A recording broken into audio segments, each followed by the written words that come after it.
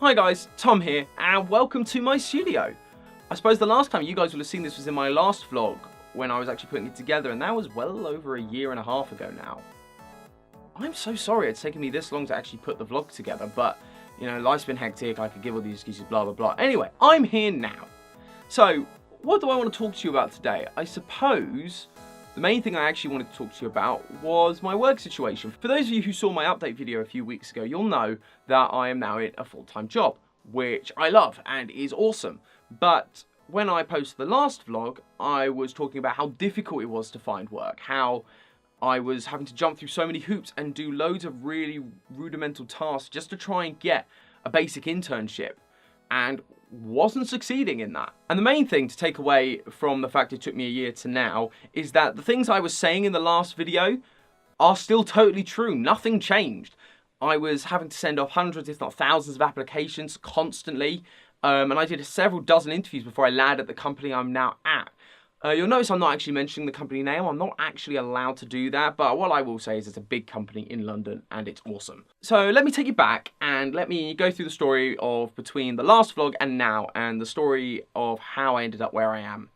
So the main thing was I was still unemployed, still trying to find stuff. I went freelance, I was trying to get odd bits of work, and what I mainly did was watch these Facebook pages. Now I know that sounds like, oh, you're just wasting time on Facebook. It's not quite like that. What there were these Facebook pages for runners and base level jobs in film, TV, other media, things like that. And they were constantly posting up stuff for what they call dailies, which is basically when you're only on set for a day or two. You're not really a member of the team, you're not really a member of staff, you're just a body there to do the job. Which is fine. You know, you do enough of those, you can sort of build up a couple of days' work and maybe build up rapport with people, and that's fine. I also had a few friends that were a bit luckier than I was, and so if they had a job opportunity at their work come up, they would post it on our Facebook Messenger or on group chats or on pages that we were part of before they actually made it public. This was obviously really, really helpful, and I managed to get a few really good gigs because of that as well. However, the big problem with all of this was that none of it was consistent enough to pay bills, to pay for my car, to pay for any of those sort of things that you need. I was really struggling because none of the work was actually consistent enough. After I got a few big names on the CV, which again was just purely by chance, normally it was because it was last minute. Maybe someone pulled out of a shoot and they just needed a body, or maybe it was because they needed someone who was local and so they needed someone who knew the area and the people. That happened a few times, and so I got a few big names on the CV. Once I had that, I managed to get a job with a company called RDF Television, who do a lot of television in the UK, and it's quite a big company. They were really, really great to work for. I learnt so much being part of them. I got to do a lot of office-based work, and I did a lot of on-set work as well, which was super, super useful. But it was still a 0-hour contract, so I wasn't working consistently. It was only when they needed me, which was fine. It was more consistent than what I was getting, but you know, I might only be doing a couple of days a month, maybe if I got lucky. And that's not fault of theirs, it's just it depended on what shoots they had going on, so different times of year were busier than others, but it wasn't what I needed. After doing that for a while, I ended up doing a lot of YouTube writing. So I was obviously writing for my shows, but then I started writing for a show called The Infographics Show, along with a handful of others. Unfortunately, a lot of these relationships closed down, like some of the YouTube channels just didn't take off. The Infographics Show is great and I highly recommend you watch them, but the way they ran their channel meant that I could no longer stay with them and continue with them. And they just no longer needed me. They had some more guys who were a bit more local to them, and that's fine and that's cool. And I still have a very good relationship with them, but it just meant that those sort of things, again, weren't consistent enough to get a full-time job. So after a few more months of getting dailies, maybe a couple of week contracts here and there for bigger shows, I managed to land a 5-week contract with Gogglebox. Now 5 weeks isn't a lot, but at the time that was huge. That was 5 weeks solid pay for me, with the chance of it being extended for another 5 weeks. That for me was, I wouldn't say the last nail in the coffin, that's probably a bad word to use. It was more like the last thing on my tick list. It was the last thing on the bucket list. Once I had that, suddenly I got enough big names on my CV that when I went to the interview for the company I now work for, they paid attention to me. I'm sure there were probably other factors as well, but a lot of these places wouldn't even look at my CV, let alone invite me into an interview. So the fact that I had this final big name was starting to mean that I was getting invited to more interviews, and eventually led to the job I now have. So I guess the question now is, why am I telling you this story? I really don't want to appear arrogant or like I'm showing off, because it took me a year and a half to get to where I am. So by no means am I saying I'm better or that I did really well, because I know people that got jobs straight out of uni. So it's not unusual for this sort of thing to happen. All I want it to be is like a little ray of hope for those of you who might be in the industry or trying to get into the industry and are really, really struggling, that things do work out. It just takes time, and that's unfortunately the way it is. It won't be the same for everyone. Some people, as I say, got it straight out of uni. Some people still aren't in work. I'm kind of in the lucky like middle ground, that within a year and a bit of being out of uni, I managed to get a job, which was awesome. And for those of you who are thinking about joining the industry, I'm not going to deter you at all. I think it's great and it's a really fun industry to work in. All I'm going to say is it's going to be really, really hard. And that's going to be true. As I say, people that got really lucky at the beginning might not be so lucky now. I know a few who had jobs and now don't, because contracts expire and things like that. So it's going to be a really, really hard time. And because there are so many people doing it, it's going to take time. It just is. And it's going to take a lot of hard work and perseverance. If you give up, it's never going to work. The key advice I can give to anyone is to keep pushing through. Keep looking at websites, Facebook pages for jobs, for dailies, for the odd thing here and there. Hopefully you can land a few, get lucky, and eventually you'll build up enough names on the CV that people start to take notice of you for bigger, more serious roles.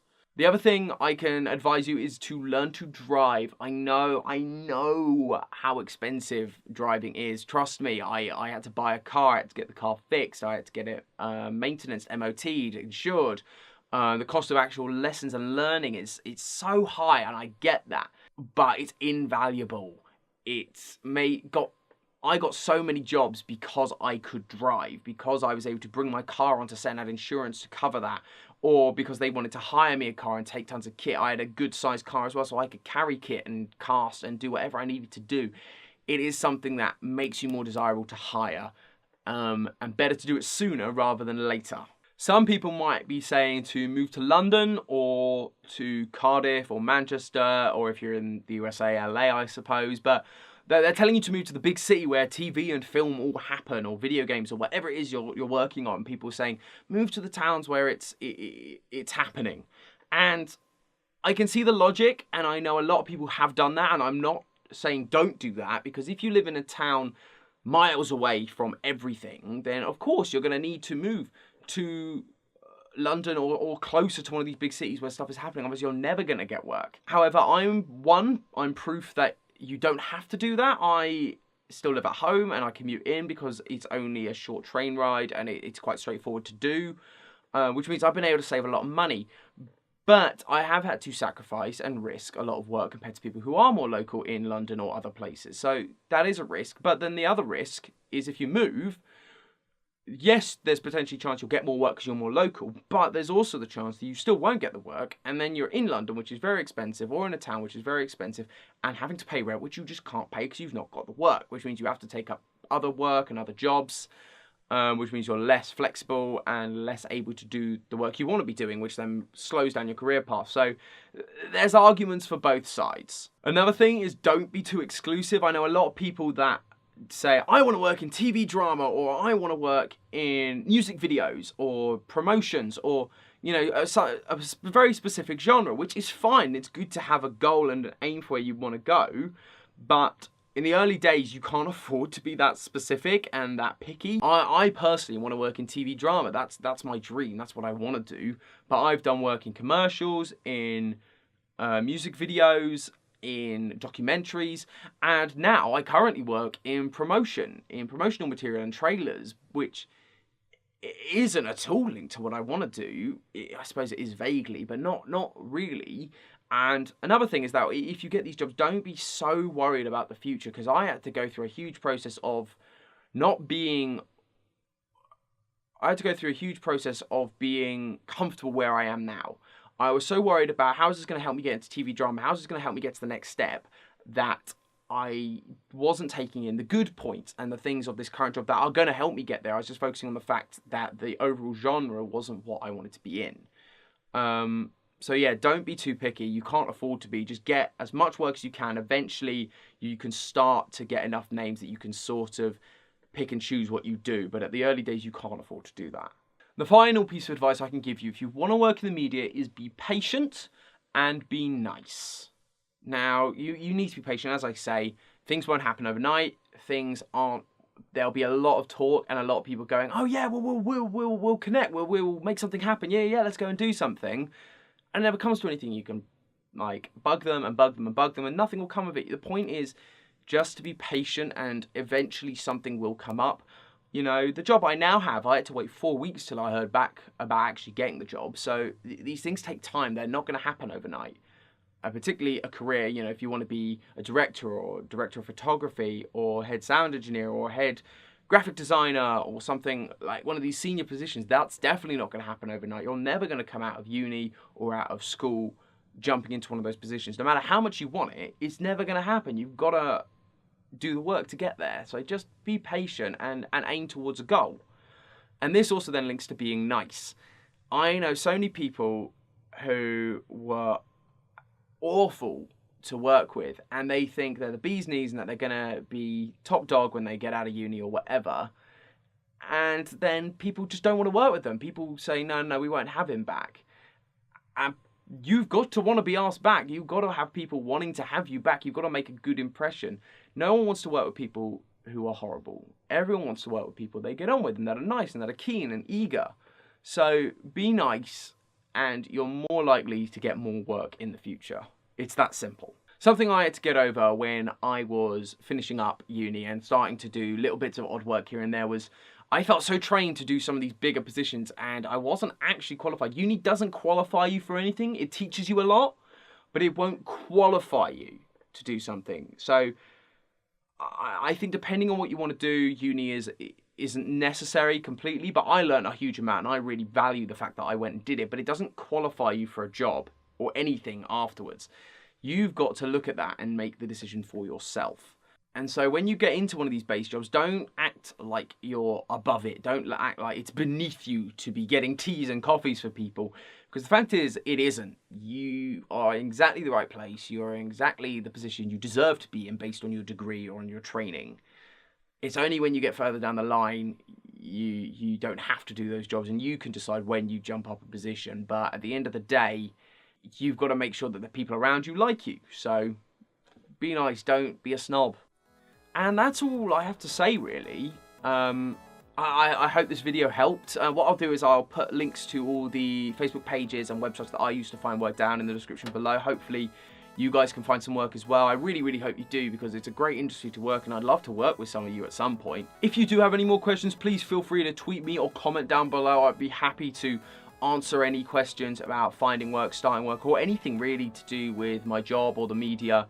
To the best of my ability, feel free to comment. I love having conversations with you guys, so please feel free to do that. And before I say goodbye, I actually just wanted to have a quick chat about you guys, which is that we've just hit 200 subscribers on the channel, which I cannot be more happy about. I'm so excited that 200 people are interested in watching my content.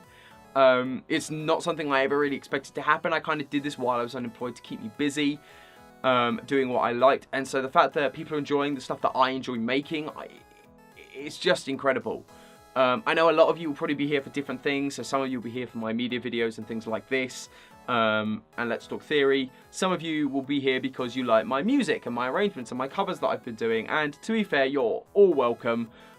This channel is going to be a bit of a mess for a while because I just like doing too much. That's kind of my problem. I'm a music nerd, but I'm also a media nerd, and I just love everything in between. But yeah, I'm just over the moon. I just can't quite get my head around it all. I've only had this channel for a year and a half, I think, when I've actually been posting videos. So the fact that in that time we've grown by 200 people is just awesome. And I want to thank you guys so, so much. Anyway, I'm blabbing on. So let me just round up this video and finish it here. If you did like this video, I highly recommend you watch some of my other media videos, maybe about storytelling and things like that. I'll put a link to that just there. If you're here for the music stuff and this is a bit different, thank you for coming. I hope you enjoyed my little story about what I do and what I've been up to. If you want to see one of my covers or something different, just go here. And as always, don't forget to subscribe. Thank you all so much for watching, and I'll see you all next time.